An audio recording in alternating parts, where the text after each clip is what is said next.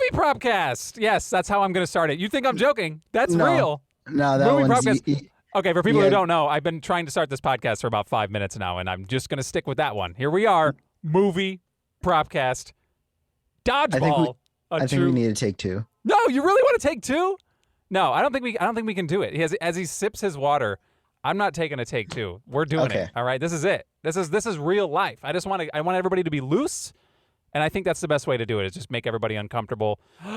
10 seconds into the podcast. So here we are, Dodgeball, a true underdog story, which I mean everybody just calls it Dodgeball, right? It's Dodgeball. I actually forgot that it was part of the title, to be perfectly honest, until I watched it. Right, that, and I've been Googling it for the past, few days, and every time it's like, a true underdog story. Sure, I guess it is, but everybody just calls it Dodgeball. Vince Vaughn, Ben Stiller. I have chosen this movie, if anybody wants to know ahead of time why this movie is being done by us, because some people asked me, hey, why are you guys doing that? It was my fault, and I'll take full responsibility for it. I will say that my wife, by the time this comes out, my wife was watching me do this, and she was like, why? That's fair. I will say my wife did the same thing, and I got to tell you, our first few episodes, we've kind of gone a little more like science fiction, which, to be fair, for props purposes and conversations revolving around very cool props, that makes a lot of sense. I wanted to just say, let's throw it all out and just go in a different direction. And honestly, it's not even like a crazy popular movie. I think it's kind of got like a cult following at this point. But I just love this movie. And I remember watching it when I was younger. Obviously, this movie came out in 2004. I was a youngster. This humor was prime humor for me. And now as an adult watching it back, I'm like, man, there's some problematic stuff in here. It's the movie is gold. Like, you watch this movie and you forget how funny it is. But then I realized something. Like, I was watching this movie and I realized there are things in film that hold and things that age. And one thing that does not hold in age is comedy, because comedy is like a product of its time. Yeah. And you cannot say and do the things 20 years ago that you can say and do now and get away with it. Like, this movie would not be made today. Right. White Goodman, played by Ben Stiller, would have been taken down in the first 2 minutes of this movie. He would have been canceled from internally. Yeah. A worker, a client, a customer at his gym. This guy's gone. He's canned instantly. It's done. It's done. Like, White Goodman is everything that, if you hung a White Goodman on Twitter right now, like, the world would unite to have him killed. Right. Okay. That's probably fair. Yeah, he's very disturbing, and it was uncomfortable to watch it again. We're in 2021 watching this movie. Obviously, any movie, and that's probably prime, like 2005 and prior, those comedy, like 90s into 2005, that's like over the top, edgy. You could say anything and still get away with it. And then nowadays, obviously times have changed. There's a lot of movements and things have shifted. It's a problem now. Yeah, a lot of things that were said. But that doesn't take away from there was still some funny moments. Okay. Oh no, I was laughing out loud. Like, Right. I couldn't stop myself from laughing. As bad as I know it is, like, I Right. grew up in that time, and I know that it wasn't malicious. It was meant to be funny. And my God, like, Right. Ben Stiller absolutely destroyed White Goodman. Like, he was incredible. You could tell dude had an absolute blast playing that character, because he actually, he stole the movie. Obviously, to me, when you have Vince Vaughn in a movie, somebody else is stealing the show. I mean, Yes. I love Vince Vaughn, but I made a joke, and my wife thought it was super lame, so I'm going to say it. I say Vince Vaughn in movies is Vince Yawn. Am I right? No, you're wrong, sir. What? What are you talking about? The man is stiff as a board. Obviously, that's his gimmick. And I do, again, I'll say it again. I do like Vince Vaughn. I just think he's always outshined by somebody else in his movies. I think it's just his delivery. Like, he doesn't have the silliness that Stiller has. But, like, if you watch, like, Wedding Crashers, Vince Vaughn, like, his timing is absolutely it's ridiculous. Yeah. Okay, he's good on the timing. And if you watch this movie, and I watched it a few times, obviously leading up to this, we took a lot of notes. He's got, like, he does the Vince Vaughn, like, wink thing. Yeah, I wanted to. I wanted to, it is the last thing on my pad when he looks at White and he says, "You're fired, bud," and he does the wink. But that wasn't even the dude. He did it like 7 times throughout the movie. Yes. Anytime he's talking to somebody. Yes, he does like the I'm the reassuring dad. Like, here's I just toss you a wink. I'm so glad that you caught the Right. wink. No, I mean for sure. Especially in the beginning when it's like the first time you see average Joes, right? They're walking around and like he's having, personal conversations and having one-on-ones with all these people. Every time he's like, it's good. Hey man, just you do you. It's good. I'll get the money whenever you get it. Whatever. You're a pirate, sure. Okay. Just say hey to me next time. He does like the little like Vince Vaughn winky poo. The thing is, he does it so good though. Like, it doesn't even look forced or thrown out. He just looks like a guy who's just like trying to get you to know he's on your side. Right. Like, to me, it didn't feel incredibly forced. Yeah. It's very disarming. Like, you know what I mean? Like, if I saw Vince Vaughn, he's a tall guy, he's a big guy. I'd be like, this guy's kind of intimidating. You talk to him for 2 seconds, he hits you with that VV wink, and you're good to go. Which I just called it a VV wink. We're gonna call that. I know. I love it. Can that be a prop? Can we? I want the wink frame. I want the wink. We need like a still picture of the wink, and that could go up. Yeah. Oh my god. Oh no, I'm glad you brought that up. That was amazing. Yeah, I thought it really stood out for sure. Okay, so opening the movie, obviously we've decided Ben Stiller's character is extremely problematic. There are a few other characters in this movie that are also problematic, but they're probably a product of their time. Patches O'Houlihan specifically.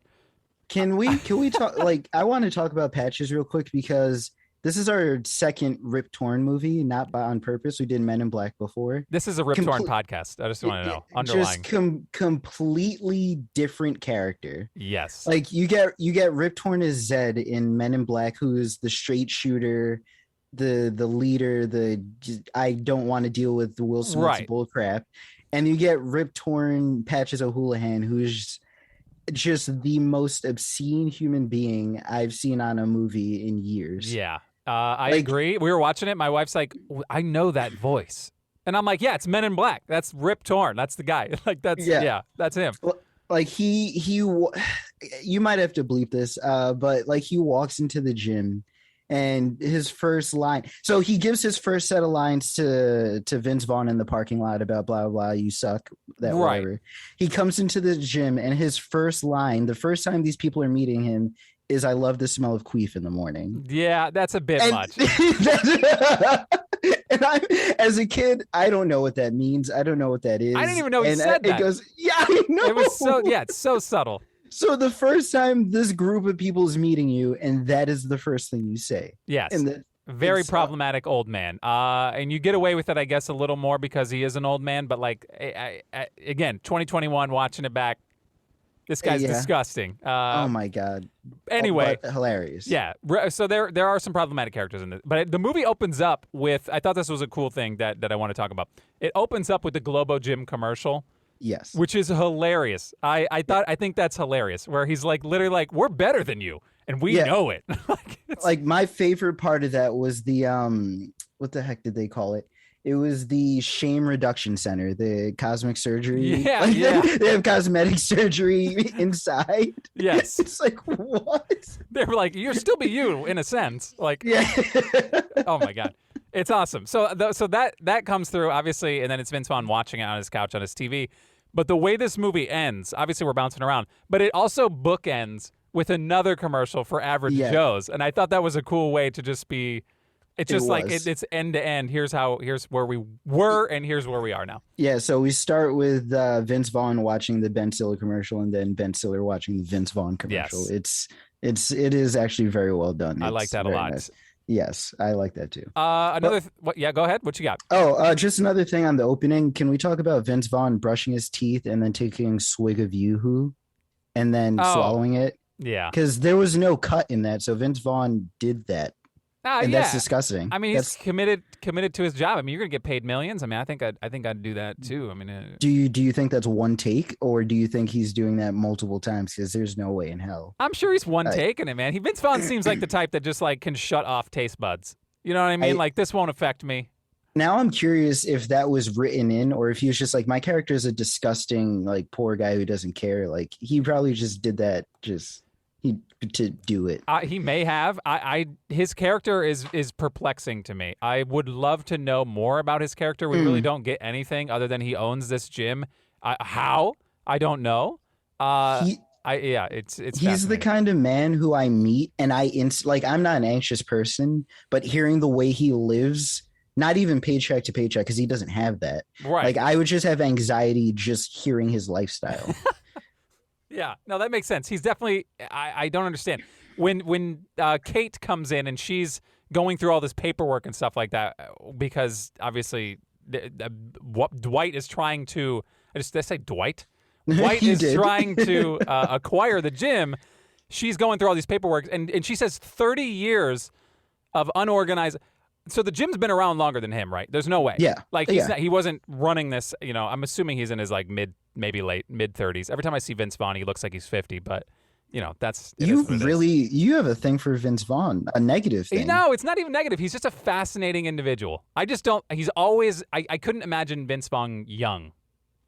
Like try to imagine Vince Vaughn as a kid. I mean, you can't because he's had the same hairline for 40 years. That's what I'm saying. It's weird. So we're on the same page. He's a weirdo. No, Vince, if you're watching this, I did not say that. I'm on your side. He's an avid listener. I will apologize to you, Vince. And I'll throw you a little VV wink, but this is audio. It doesn't really work.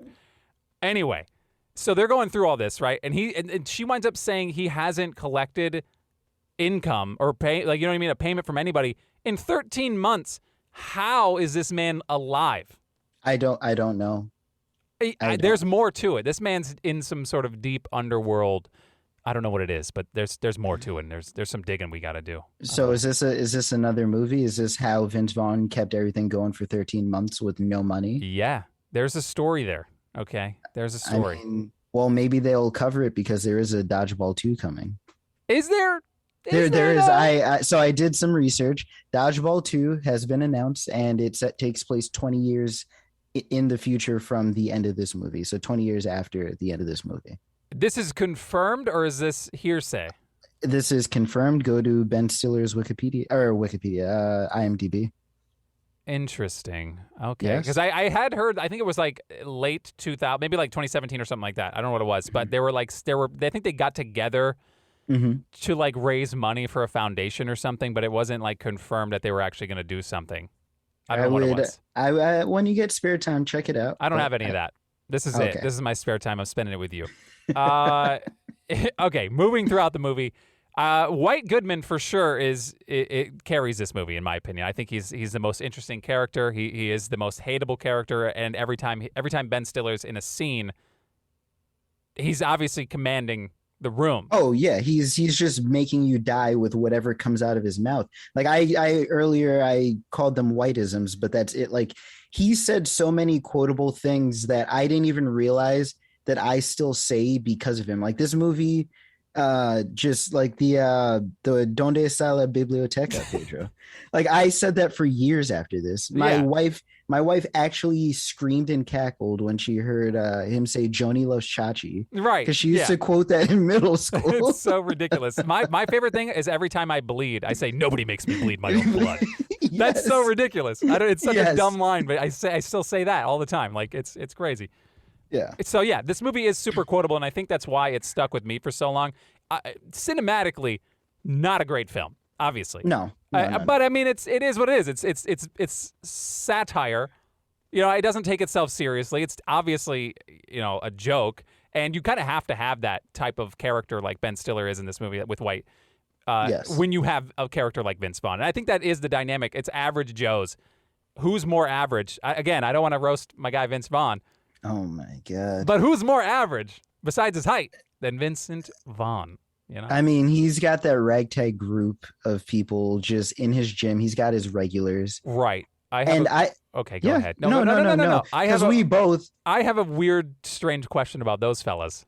I have a question. Okay, so say you have a favorite arcade or something, or some local place. Right. And you hear that this place is going to shut down.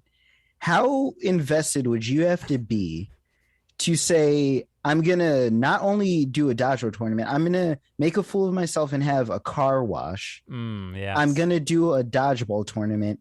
And then when the owner of said gym quits in the last round, I'm going to fight and scratch tooth and nail to try to keep this thing afloat, even though the owner ran it. Like, how invested are these guys? Like, right. They instantly had a committee somehow, as if this was already predetermined. Like these were the people that kind of run the building, even though it's really just it's Vince Vaughn's. It's Vince Vaughn's. They're just guys who come in and out.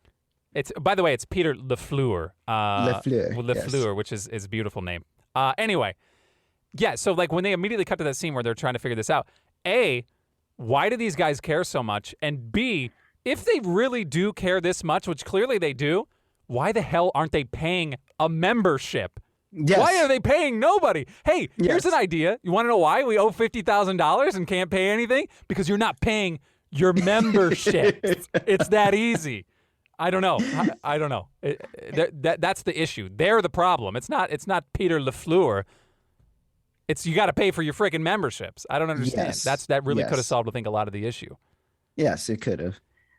It's just absurd. But onto the actors just for a second. This movie being like something I think that carried a lot of comedies in this time, like the early 2000s, was like it was the actors, yes, but also like what little things you could sneak in, and the cameos in this movie. Oh, there are a lot of cameos. The cameos are absurd in this movie. Yes. Your first cameo, I think the first one, at least the first one that stuck out to me, Lori Beth Dimberg from All That is Yes. She's the cheerleader. Yes, she's the cheerleader. You get David Hasselhoff. You get William Shatner. Shatner out of nowhere. Like, Shatner I was like, just was he just like hanging around? Like that just I didn't even make any sense. Yeah. Yes. You get Chuck Norris. Okay, and you Chuck get Lance Norris Armstrong. was awesome. Chuck Norris was the greatest cameo in this entire He did movie. nothing but just give a thumbs up. And thank you, Chuck Norris. My brother and I quoted that. Thank you, Chuck Norris. Like anything would happen, we'd be like, thank you, Chuck Norris. So dumb. Oh, and I don't know if you would count this as a cameo because he actually had speaking lines for a while, but Mr. Brady, Gary Cole, Mike Brady, he was the announcer. He was Cotton. Oh. Yes. So you have Jason Bateman as Pepper. Yeah. And Cotton is Mike Brady, who is Christine Taylor, Kate's dad in Brady Bunch. Right. I didn't place that guy. He looked familiar. I didn't know who he was, but yeah, Jason Bateman just like as Cotton is. Wait, he's not Cotton. He was no, he's Pepper. Yeah. Yes. Ridiculous. The guy who just says, he's Captain Obvious. They have the Captain Obvious commercials now. I think they based it off this character. Yeah. His lines were some of the greatest. Like just they have to forfeit. Let's see how that pans out for him. Yeah, that's Cotton. a bold move, Cotton. Let's see how that plays out for him. I've said that. That's another line that stuck with me. It's just so dumb. Like anytime somebody did something, that's a bold move. Like that's an amazing line for sure. Yes. So yeah, obviously there's a lot of characters in this movie. We have props that we would like to draft. There really wasn't. As far as iconic props and our top prop list, I think we can kind of come to the agreement here. We're probably not going to add anything to the all-time top prop list for the movie Propcast. But we're going to have fun talking about a lot of these things. And I don't know how your lists are going to differ. I feel like I dug pretty deep for a couple of mine. Mm-hmm. So I'm going to be curious to see. I don't even know, to this moment, I don't even know what I'm going to pick first overall now that I have the pick. I really don't even know for sure. But I do have a first overall for me. I will say that much. Okay. That's fair. Don't spoil it. Yeah. But no. Before we do the prop list, because this thing was used as a prop sometimes, does Michelle count? Michelle is not a prop. That's a human being. He's a human being who's you can admit used like a prop throughout this movie. Yeah, okay, he is. But Michelle is amazing. All right, come on. Michelle was incredible. Let's be courteous enough to actually give him, he's not a prop. He's a human being. Let's give him a soul somehow. One more thing, ESPN 8 The Ocho spawned from this very movie. Yes, easily the greatest thing to come out of this movie because once a year when ESPN 8, have you watched that on Oh ESPN, my by the God, it's way? amazing. Yeah, they're just It like the is dumbest so, things in the whole world, and I love it. they have the pizza toss, they have the run up slippery steps. They have like I think they have like an RC car race. Like It's ESPN so 8 is good. So incredible. they It's yeah so good. they didn't take this on until like years after. I think it didn't happen right away. I don't think, right? No, it was an anniversary thing. Like it was a joke, I think, like quite a while after. Well, they did it. They did it for a few years. I think it went away, and then when COVID hit last year, they brought it back because For a week, I think. what other programming do you have? You know what I mean? Might as Yeah. well dive Yeah. deep. But Because they it used to be an annual thing, and I think for when COVID came, I think I remember it being on for at least a whole weekend, like 3 days. It was like 3 to 5 days. right, and people were talking about it. Like social media was. I mean, it's what ESPN was good at, and especially when there's not a lot of sports going on, you give people something to look at in that time. Like anything that released that was sports was like, this is amazing. It's amazing. I need it. Yeah, that was a weird time, and it still kind of is. One more thing, awards. There were two I wanted to mention here. 2004 ESPY nominated Best Sports Movie. This movie got That's so good. nominated. It didn't win, but it got nominated for Best Sports Movie 2004 at the ESPYs, which is pretty sweet. That's actually awesome. I'm not sure what won. I probably should have been more thorough, but I'm sure it was a more reputable, serious sports film than this. 2005 MTV Movie Awards did get a win. Ben Stiller won Best Villain. I believe it. White was amazing. He's awesome. Yeah, he carried the movie. Great. And if you're not seeing this, you might want to check this out. We didn't even address it in the beginning because we had a moment already that I had to record before. I had been growing out my mustache for 3 weeks, and it is embarrassingly thin, but you can see it. And I think by the time we release this at Movie Propcast on Instagram, maybe even over on the old TikTok, you can check it out and see my facial pubic hair, which is that what you call it? Face pubes? No, it's not called face pubes. No. This is a guy speaking who doesn't ever have facial hair. I just thought they were called face pubes. It's just a mustache. Oh, it's a mustache. Okay. A mustache. So I wanted to channel my inner White Goodman without all the problematic statements. Can you give me a white line? Can you just say his I'm white. WHIT. What? Yeah, give me a white line. I need a white line. So you're putting me on the spot. Is it cram it up your cram hole, LaFleur? Isn't it like that? It's something like that. I don't know what it is. There's so many good ones. I wasn't prepared for my my on the spot moment. I should have been more prepared. Nobody makes me bleed my own blood. There you go. There we go. I already said that in this one, but you can play it back as much as you want. Okay, we're done here. Draft time. I am up on the clock. Let me flip over my little booklet because I wrote down a bunch of things, right? And I'm still, up to this very moment, I'm going to look at it and try to figure out what, to me, is the most iconic. Because I know that probably none of these are going to make the all-time list, which is fine, so it won't live forever. You know what I mean? I won't forever see I made the wrong pick and your name is attached to something from this movie. But there's a few that I feel like could qualify. Yeah. It's a coin toss between these two. I think I'm gonna have to go with this one, and mainly because it's in a lot of the movie, right? And it's on an iconic character, and I really don't want to lose it because I feel like it's got. I don't say it's recognizable, but there's just so much going on with it. I think this is it. So I'm gonna pick with the first overall pick in the Movie Propcast draft for Dodgeball, a true underdog story. I'm going to take Patches O'Houlihan's leather jacket. I thought, okay, that's something I had on the list. I wasn't sure if I wanted it or not, especially because there's probably human urine on it. Just be honest. There's definitely urine on it. You think that's the only thing on it? Okay, there's a lot of bodily fluids on it, I'm sure, but I'm just saying. The man, I mean, that's the only one of the few things he admitted to drinking his own urine. Oh yeah, okay, that's also a funny line. Somebody's like, "Is this necessary?" And at any time, I'm like, "Necessary? Is it necessary for me to drink my own urine?" No, but it's sterile and I like the taste. No, I don't know why that stuck with me too. It's because it was disgusting.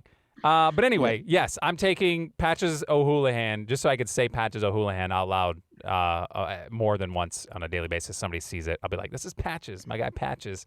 His leather jacket. And I want the grungy one, not the one from the old-timey video that's still kind of clean and has a few patches. There's so many more patches on it when he rolls up in the wheelchair. Like, it's decorated with filth and patches. He really, I just realized he really is Patches. Like, he's got patches all over it. The man is Patches. I just put that together. So, yeah, that's my first pick, and I'm feeling pretty satisfied. But you said it wasn't even on your list, so now I'm confused. So there, Patches had a few things that were on my list, but my first overall pick, just because when I thought about this movie, one thing popped into my mind, and I actually misremembered it. So for the second overall pick of this movie Propcast, Dodgeball, a true underdog story. We're gonna say that every time. We should get the draft tone. I just had to because you did it. Okay, that's fair. But so my pick is actually going to be the sudden death Dodgeball. Damn. You know what? I really thought I would be able to hold on to that. No. I really that's really the only recognizable Dodgeball from this entire movie. And the thing is, I thought for the longest time, I thought that there was a silver and purple Globo Gym, purple Cobra's ball. Right. And I was going to write that down, and it didn't pop up once. I was like, I could have sworn White had like personalized Cobra dodgeballs. And then that popped up. I was like, well, that's what I was remembering then. So. Yeah. What sucks, what kind of turned me away from that is it's obviously a cool design. Yeah. Speaking of that scene specifically, I don't know how I'm not a dodgeball expert, despite the fact that I was in high school. I won't get into details, but I did turn a club that wasn't Dodgeball Club. Essentially, I turned it into Dodgeball Club by just being in it. Okay. Okay, we're getting into it. All right. No, it was Web Club. Okay, I was vice president of Web Design Club, and I think we had the most people in our club my senior year because I told people we play dodgeball every meeting every week. Afterwards, we play dodgeball. So we were getting like jocks and like literally all that. Like everybody was coming to this club just to play dodgeball, and like they paid their fees, they got shirts. We were the biggest club because I was like, oh, we also play dodgeball, and we did. We played dodgeball like crazy all the time. Anyway. That's actually a great story. Like at first I was going to say, where is this going? But then I ended up liking that. No, it really was. It really was. Like we had we wound up ordering like professional It was awesome. It was amazing. Anyway. Yeah. So I wanted a dodgeball from this movie. That scene though, where they get the double fault, right? Or whatever it was. Yes. I know what you're going to say. How is that a double fault? No, he steps on the line. He's out. He's out. That's not a double fault. What's the fault of Peter LaFleur? You have nothing getting hit by the ball. So what? The ball is neutral. The ball's dead. It's a dead ball. They would have had to like both step over the line or something. You know what I mean? Like, yes. I don't know how. Like I don't know. If Peter threw it, knocked out Michelle, and then falls and lands on the line, and then Ben Stiller steps on the line. Yes, that would have been probably the better play. I think that would have been the better play. I didn't write this movie, but I'm just thinking from a standpoint of Peter LaFleur is just standing there in regulation in his spot. How is that elimination legal if the line was stopped? Anyway. But I do like that because plot. 10 minutes, 15 minutes before that, Gordon's walking through explaining, so a double fault is as if people couldn't understand. They couldn't have just explained it when it happened. You know what I mean? They had to say, let's just make sure these idiots understand what's happening. Yeah. Right. Yes. They really hammered that over your head. Yes. But yes, I wanted a dodgeball from this movie. That to me was the only dodgeball. One of those two were the only dodgeballs that really held weight. Yeah, and they were on a platform already too. Right, you probably could have just got the pedestal and the it would have just been there. And just leave that. So anytime like Alyssa's bothering me, I just grab it off my pedestal and chuck it at her. You got to put the bandana on first. You got to cover your eyes for it, because it makes it a little better, for dramatic effect. Yeah. Which that was kind of the headband, like him putting that on there. It was so stained and disgusting. Yeah, I loved gross. That there was little stains on the freaking Oh my God, it was so gross. All right, that's a good pick. I really honestly thought I was going to be able to get that round 2. That's why No. I held off. But I guess I should have known the name of the movie is Dodgeball. So this is back-to-back movies where you are getting the name of the movie. You're getting the item that's called the name of the movie. So You're gonna learn something about that's a me. pro That's- strat. that's just- That's a pro strat. I should really have picked that up. Okay, so now I'm going down through this list. That we've lost a lot of good stuff already. Like, I mean, this movie gets thin. We're going 3 picks apiece. This movie gets thin pretty quickly. This is when it gets tough because it is a lot of wardrobe. I think not throughout the entire thing, but I think a lot of it's wardrobe, and I think I might save one thing that's not wardrobe and see if it lasts to the last round. I'm gonna say if you pick something specific right now, Doyle, we're gonna have to have a dodgeball off. Whoa! Prop. Listen, this is perfectly legal, all right? Unless you want to call it double fault, even though I did This is a nothing double wrong. fault. Okay. Okay. Let's. Damn. See, now I'm upset. Now there's 2 things. I think I'm just gonna play it by ear and see what you go next. I think I have to go. Yeah, this is tough. Obviously, the heroes of the movie are average Joes, right? Yes. So it would behoove me to get something from that team, right? Of course. Right.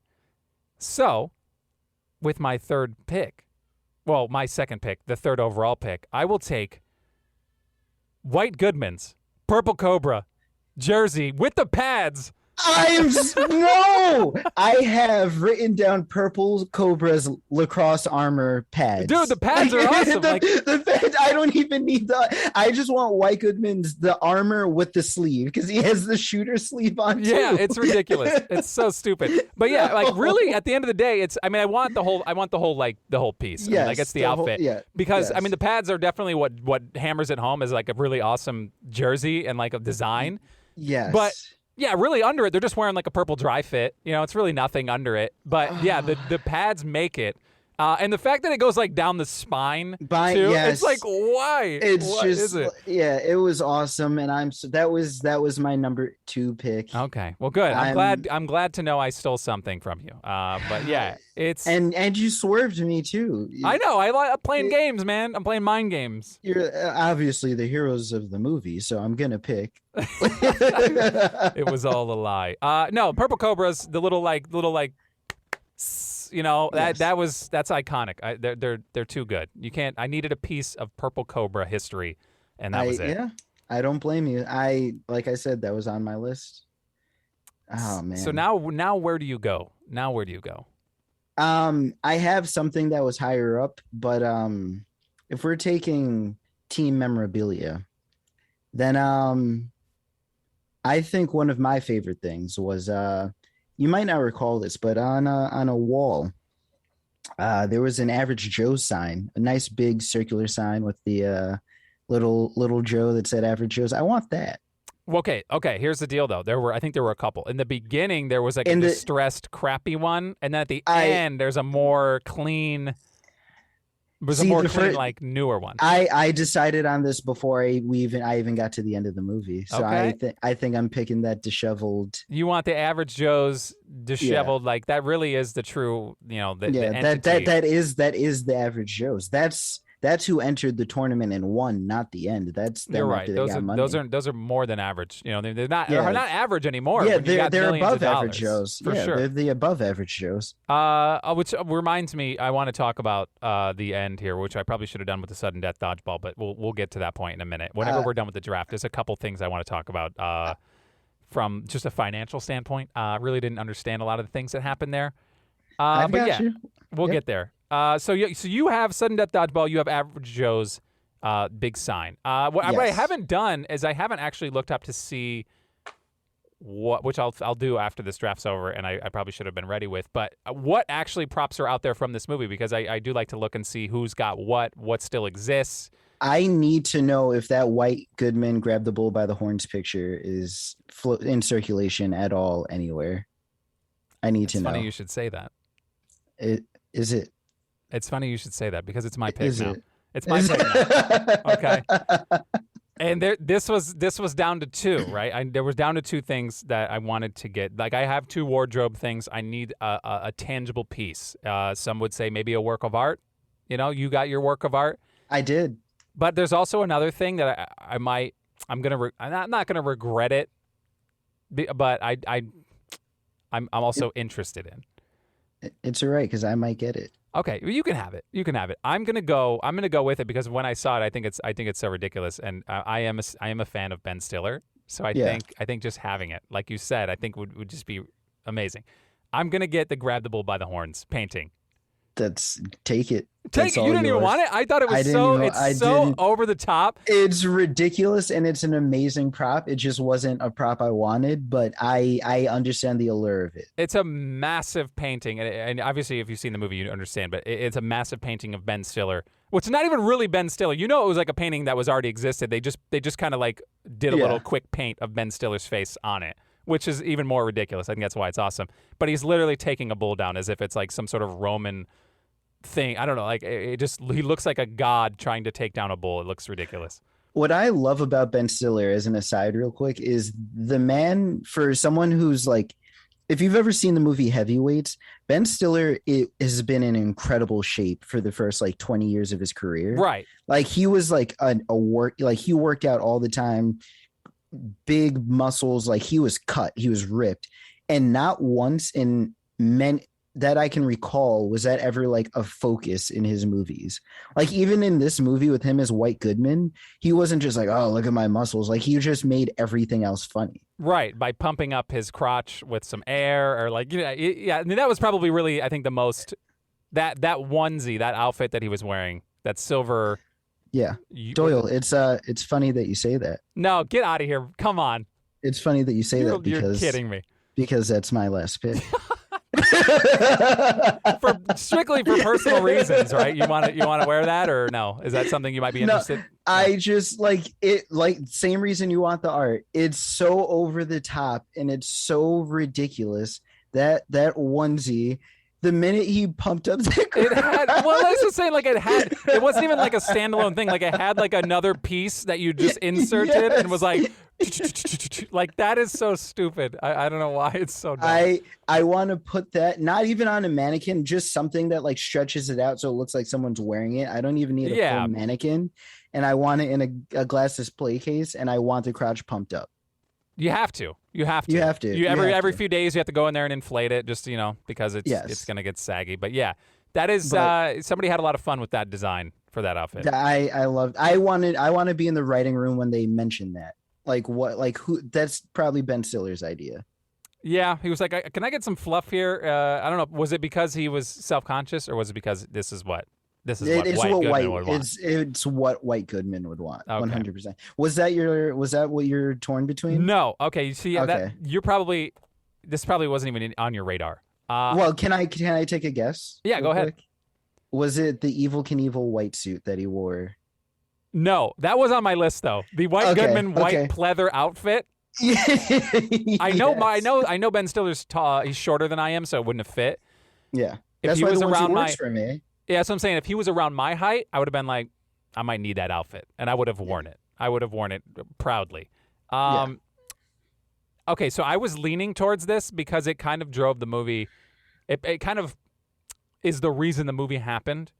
Mm-hmm. The magazine Obscure Sports Quarterly. I thought about, but I wanted the last one with them on the cover of it.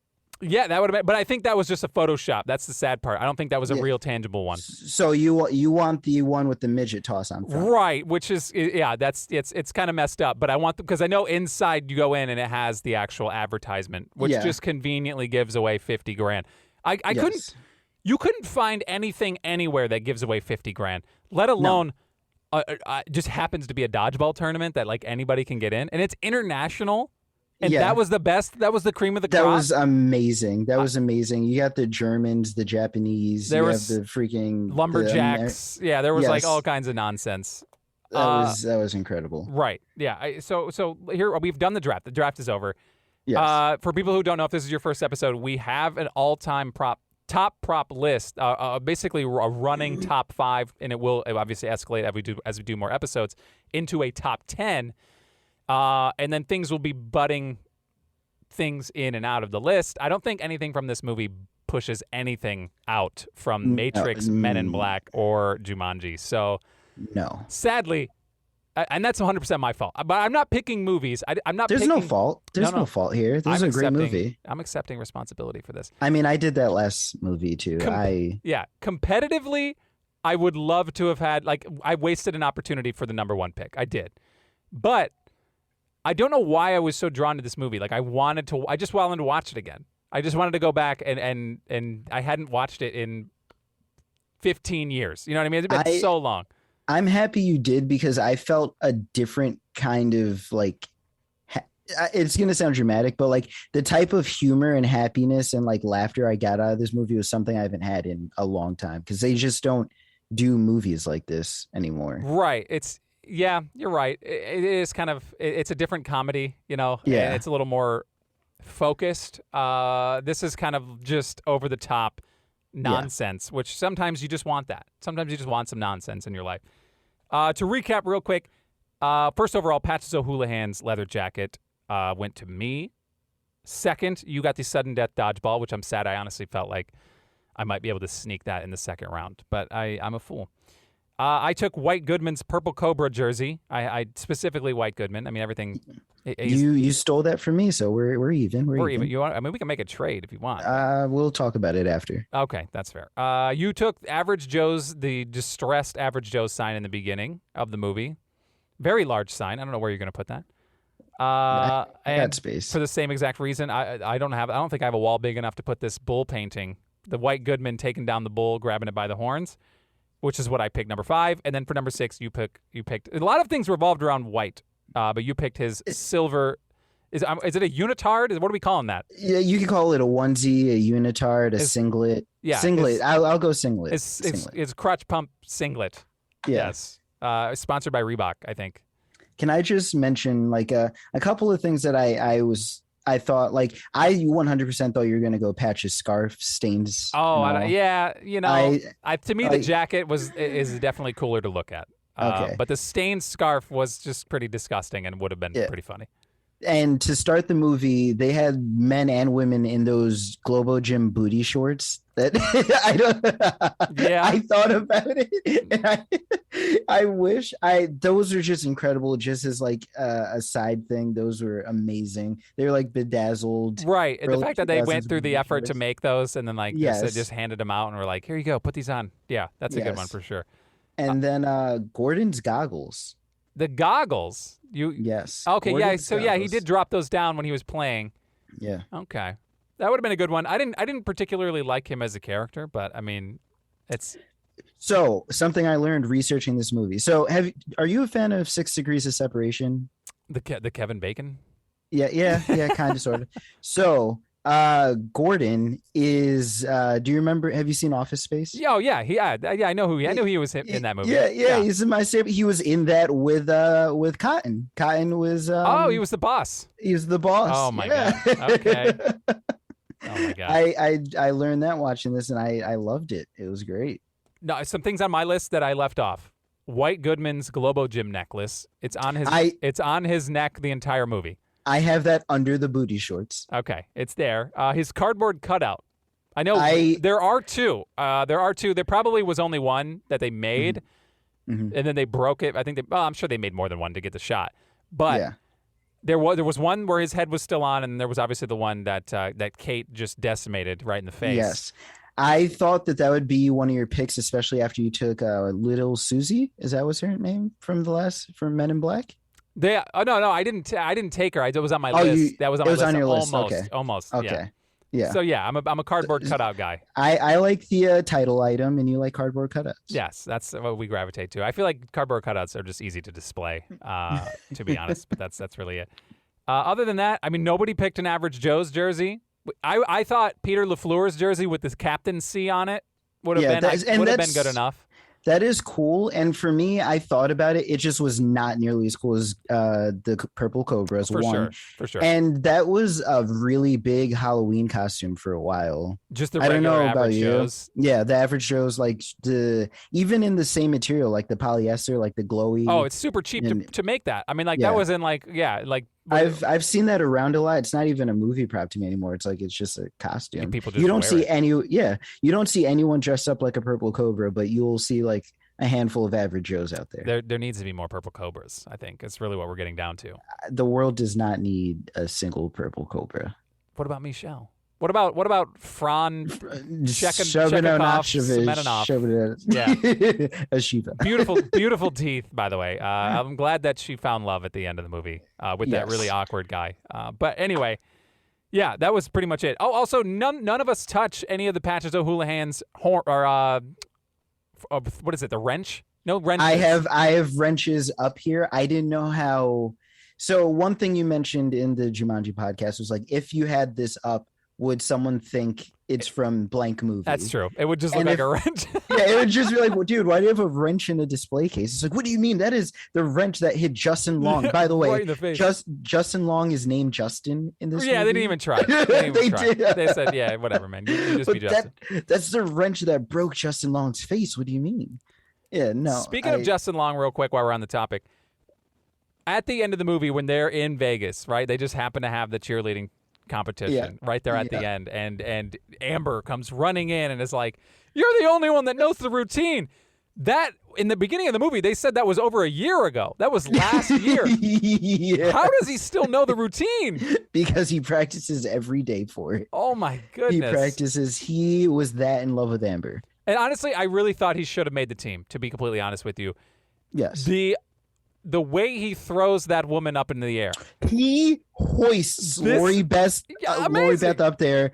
Like, I don't care that he can't hold her. He launched that woman. That was a testament, I think, to Average Joe's gym. That should have been the testimonial. That video clip. Yes, that is the commercial for Average Joe's. Do you want to be able to do this? Boom, and she goes flying. Like yes. I know he couldn't hold her up, but like just the way the initial got burst up there, amazing. So yes. Yeah, for somebody that scrawny, definitely an amazing feat. So yeah, that's I mean, aside from that, I had a lot of fun watching this movie. There obviously are a lot of moments that are problematic, but I mean, when you go back and you watch movies like this, old comedies, you're gonna get that. That happens. It's just a product, like you said, it's a product of its time. And it's hard because a lot of the people watching it now weren't around for that time. So they're like, what are you doing? You're watching this satanic video. It's like you had to be there. Like it wasn't malicious. We weren't attacking anyone. We were laughing. Like the amount of fat shaming throughout this entire movie, it's bad. It is so bad. But like, I don't think there was a single person overweight who felt offended by this movie. Right, because again, White Goodman is pure satire. Right. Yeah. That's his whole point. And like he obviously is dealing with issues himself with weight. Yes. And at the end, when Peter LaFleur is like, "Hey, you're looking pretty fat in those pants," it gets to him. Like that's that's a real thing that happens to a lot of people. But I'm surprised the fat suit wasn't brought up. I almost wrote it down. I didn't even write it down, but I was like, no, come on. It's so greasy. It would be so weird. You brought up the skin suit in Men in Black. But that had a face. This would just be like roundness. Like, what am I supposed to do with that? How do you display that?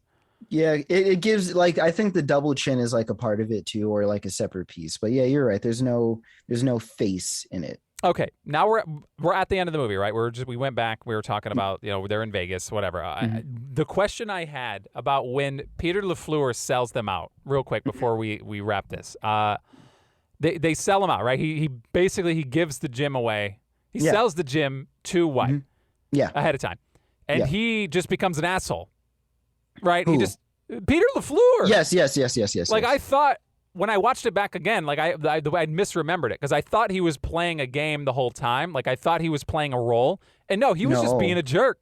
He was just like, no, we can't win this, and he sold out his friends 100%. So now that I knew, like, because what happens at the end is so intricate and complicated. Yeah, for him to come up with that in what seemed like 20 minutes. So back to the director throwing in things before they even get to his conversation with Lance Armstrong. You hear over the loudspeaker, the TV announcers are like, average Joes are 50-1 odds against the Right. Purple Cobra. No one's even giving them a chance. Right. I've heard that too. But also, I'm still confused. Listen, you can win your money. I understand how gambling works. Okay, I Yes. get it. You Yes. took that money. It was $100K. He Mhm. put it on Average Joe's to win. Barely made it in thanks to Chuck Norris's vote at the end to get them into the tournament, right, or back into the final game. Yeah. That's a lot of money Yeah. to invest in what you know is a A terrible investment. horrible Terrible team. investment. But yeah. he was riding it. He was feeling good. Like, you're in Vegas, why not? You know, you didn't have that money before. You're probably going to lose the gym either way. Go for it. But I had thought back in the day when I remembered it that this was all part of his plan. From the moment he got the money, this was what he was going to do, and it wasn't. How do you orchestrate that? And I know he didn't, right? So he did the bet. They brought it out. This would not fly. Like he would win the money, sure. But for him on the court, as the money was rolled out, to say, I'm your boss, you're fired, Yeah. doesn't work. This doesn't work. Yeah. And Yeah. I feel like the amount of time, like, I feel like White Goodman, all he has to do is make a phone call and it shuts it down. You know what I mean? Like, I just feel like, how is he not the controlling stake? Well, because when he starts the movie, he says, I made a $4 million corporation. 5 million beats 4 million. Okay, sure. But there's he would have to sell his own shares. Oh yeah, he would have to say, yes, I agree to selling Globo Gym. Right. He would have to say, yes, I said so. All he has to do is say, no, I'm not selling it. Yeah. No, I'm not selling it. That's it. Game over. Done. But nobody in the moment is breaking it down. And when I first watched it, I was too young to understand all that, the intricacies of those finances. But yeah, to on the spot have the confidence that, now you have a lot of money and you're going to fire a guy from his own business. Say what you want. He got a large inheritance from his father, Earl, but he made that. Like, he did that. I mean, White is a scumbag, but he made Globo Gym what it was, and that's respectable and commendable. I just don't see how the end, how that's not just immediately shut down. And now then he goes, and you see him at the end of the movie when you're watching the Average Joe's has taken over Globo Gym and turned to Average Joe's, and like he's on the couch. It's Ben Stiller. It's White Goodman on the couch, just morbidly obese, eating like what looks like a turkey leg. That was I wanted to see where that chicken was from. I love when they like make fake restaurants. Oh, you just see part of a chicken on a bucket. They don't really give you a name. I was a little upset. I know there should have been some good product placement there. There was there was like a vitamin water. I saw some vitamin water product placement throughout. There's a couple lumber liquidators. Oh, clearly they paid a pretty penny to get that prime real estate. They said Omaha Steaks. Yeah. That's Yeah, there was a couple ridiculous. good ones for sure. Yeah. So anyway, the end of the movie kind of I didn't confuse me, but just as an adult understanding at least a little more about finances, I just kind of figured there's literally no way. Like, you have more money than him, but that doesn't mean I can just like, if I have more money than my favorite stuff. Like if I wanted to go out and say I want to buy a Shoney's, like I want to buy all of Shoney's, right? Somebody has to okay this sale. Like, you can't just say, "Oh, my amount of money beats your money." It's and then mine. you eat it like it's Pac-Man. Could you imagine if it was like it was the Wild West? If that was the case, Disney would own everyone on the planet. Everything. Yes. I mean, they do, but we're not going to talk about that. I think we're owned by Disney. Right? We are. I think. Well, yeah. Well, I think you live in Florida. I think that legally you are owned by Disney. I signed my life away when I crossed the border. Right, and I left, so they're looking for me right now. They're gonna bring you back. They're gonna bring you back. Oh my god. Okay, yourprops.com. I mentioned it in a prior episode, but it's a fun website I go to check out what is in existence movie prop wise from movies, and I just looked it up. There's only 7 in the database, so obviously it's not a huge prop movie, right? It's not like something iconic. There are 3 red dodgeballs that are original movie props that are in existence right now. The ADAA Dodgeball rule book from the movie. I wanted to bring that up because Gordon was flipping through that bad boy Yo, like there was no for tomorrow. sure. Yeah, he was going to town. That's in existence. Somebody's got that framed, which is pretty cool. Vince Vaughn's chair back, like, you know what I mean, just like on set. That's a behind the Yeah. scenes type thing. That's a production material. What is this one? Hero ADAA Dodgeball, the one that's red and blue. I don't remember that one. Here, was that like one of the ones that they like did like a 3-player swing on with or something like that? Probably. Oh, well, no, yeah, it's red and blue scuffs during filming key prop. I don't know. I guess they used it. Yeah, it has the ADAA logo on it, and it's red and Okay. blue. So yeah, I mean, it's definitely from the movie. But I mean, that's actually pretty cool. It's got like a stamp ADAA logo, so that's a pretty cool one. Yeah. But it also looks the least. So wait, the 3 that you had mentioned before, they don't have the 80 because the ones they played with in the game had ADAA on them. No, these ones are just red regular balls. One's a stunt Oh, one. One's like a stunt foam one that's clearly foam. yeah. The other one is like just looks like a kickball. You could like a red kickball you could just get out of Oh, the store. that's okay. I was picturing the ones that had the stamp on them because throughout the movie they have the stamp. Yeah, there's in- only one that has the actual stamp on it, which is probably from the bigger event. But yeah, there's a lot of balls that came from this movie, and Yep. that's all I'm willing to say about that. So probably not the best choice. As Wait, far no as sudden death dodgeball? no, I don't know where that is. Nobody knows where that is right now. Okay. I'm okay. so sorry. He's like, I'm on the hunt. I'm gonna find it. It's in the dumpster somewhere. It's already ground up. I think there's a water bottle. It's basically a water bottle now. It's somebody else's water bottle. But okay, I think that'll probably wrap this up. I think we can tap dance out of here. Dodgeball, a true underdog story. Next week, you will be selecting a movie. You don't have to say it now. It'll be coming out next week. I'm just as curious as you are, people. This man tells me nothing. I'm just kidding. It's already written down. But I don't want to spoil it. You look like somebody wants to spoil it. Doyle, I won't, but the connection I have to this movie, like I've been ecstatic at the idea of doing this movie. Like you're gonna have to shut me up multiple times during this next podcast. It's definitely it's a stark contrast to this movie we just did. It is completely different. Definitely more grandiose. I want to sound fancy, and now I sound like an idiot. But yeah, it's definitely higher stakes, a lot more props. It's going to be a lot more fun, I feel like. it is the excitement Well, is all I'm gonna say. now we got to get out of here before you spoil. I can see it on the tip of your go, tongue. go, You want to go. get out Just of end here. it. So Hit we're the going to get button. out of here. You can check us out at Movie Propcast again on Instagram, on TikTok, and I guess wherever podcasts are sold. And from what I hear, they're free. So yeah, you can listen to us anywhere. If you're listening to us on an app and you're like, why is this app not working? Switch apps. We're literally everywhere. Hey, I have a question. If someone likes the app, what could they do to show us that they like the app? What do you mean? Like what could they do to show their appreciation for the podcast? You could go to Apple Podcasts would probably be the best place to go. Even if you don't actually listen on Apple Podcasts, I'm just saying the best way for us to know what you are liking or what you may or may not be liking. Go to Apple Podcasts. Give us a rate and review there. That would be extremely beneficial for us. That'd be pretty awesome. Yeah, and then maybe I don't want to say it and commit to it, but maybe I will because it's just tough. You know, I have commitment issues. This turned into therapy. Anyway, I think I'm going to commit to it. If we'll probably wind up reading some of the reviews. How about that? We'll read it on a future podcast. Some ratings and reviews.